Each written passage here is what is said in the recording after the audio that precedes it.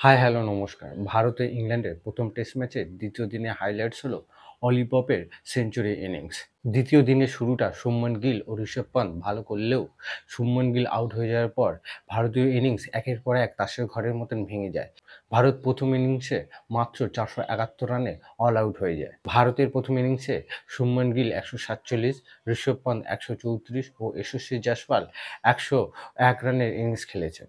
দ্বিতীয় দিনে ইংল্যান্ড দুর্দান্ত বোলিং করায় ভারতকে মাত্র ৪৭১ রানে অল আউট করতে সক্ষম হয়।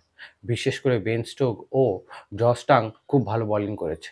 বেন স্টোক ও জন স্টার্ক ইংল্যান্ডের হয়ে ৪টি করে উইকেট পেয়েছেন। এছাড়াও শোয়েব বাশির ও বাইডেন কার্সে ১টি করে উইকেট পেয়েছে। ইংল্যান্ড টিম তাদের প্রথম ইনিংসে ব্যাটিং করতে এলে জ্যাক ক্রলি শুরুতেই আউট হয়ে যায়। এরপর বেন ডাকেট ও অলি পপ মিলে দুজনে ইংল্যান্ড ইনিংসকে সামাল দেয়। দুজনের মধ্যে ১২২ রানের পার্টনারশিপ হয়। পরে অলি পপ জো রুটের সঙ্গে ৭৯ রানের পার্টনারশিপ করেন এবং দিনের শেষে ইংল্যান্ড ৩ উইকেটের বিনিময়ে ২০৯ রান করে।